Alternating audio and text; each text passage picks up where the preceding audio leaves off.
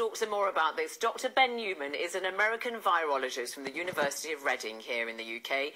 He previously studied the HIV virus at the Scripps Research Institute in San Diego in the United States. Dr. Neuman, so obviously proceed with caution, but wouldn't you say this is fantastic news? It's wonderful news for one girl's family and hopeful news for women around the world. Yeah.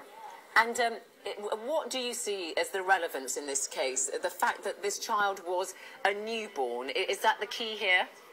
Yes, this is a case, I think, of a doctor making a brave decision and making the best of a bad situation.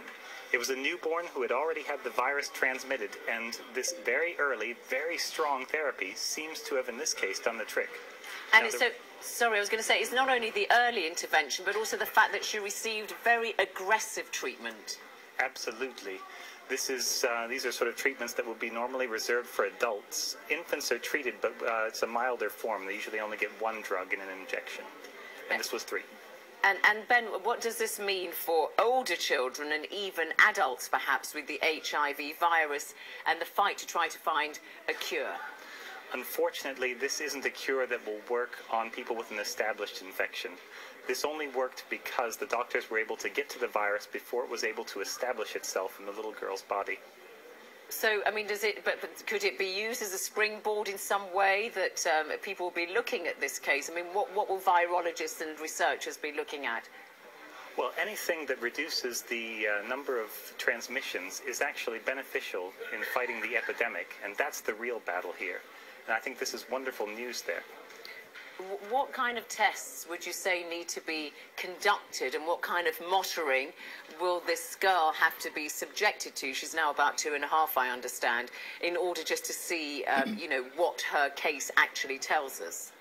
HIV is very, very adept at hiding itself inside of your blood. And this little girl is going to have to, well, she should have tests for the rest of her life to look for parts of the virus and to look for the virus genes. Theoretically, this is gone, but it could also be hiding there. It could be latent. This is something more like a cancer remission than an absolute cure. At least that's the way it appears for now. We don't know how long in the future we'll have to go to be sure that she's really HIV-free for life. But it's still a wonderful development. So as a result of this wonderful development, as you call it, Dr. Neuman, are we going to see interventions like this on infants all around the world, possibly even when they're inside the womb of a mother known to be infected with HIV? Infants are normally treated inside the womb when the mother is known to be HIV positive. It's just in this case, she wasn't known to be HIV positive until she was already in labor, already delivering the child. But yes, I think this finding will guide the way that infants and pregnant mothers with HIV are treated in the future. Now, we need to see it replicated a few more times. We need to be sure that it's safe and a viable treatment option. But right now, it looks very promising. When you say safe, what could the more negative consequences that doctors would be worried about? Some of the drugs that are used to treat HIV are a little bit similar to the drugs you would use to treat cancer. They're quite harsh on a developing fetus. They're not necessarily things you would want the baby to be exposed to all the time in high doses. But in this case, I think the benefit probably outweighed the cost. Yeah. Dr. Ben Neuman, thanks very much indeed for taking us through all that development of the little girl in Mississippi in the United States who apparently has been cured of her HIV status. Now, let us take a look at some of the day's other news in brief.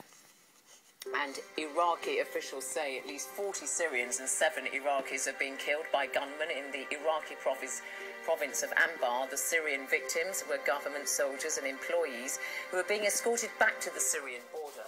Officials say they crossed into Iraq on Friday, fleeing Syrian rebel attacks.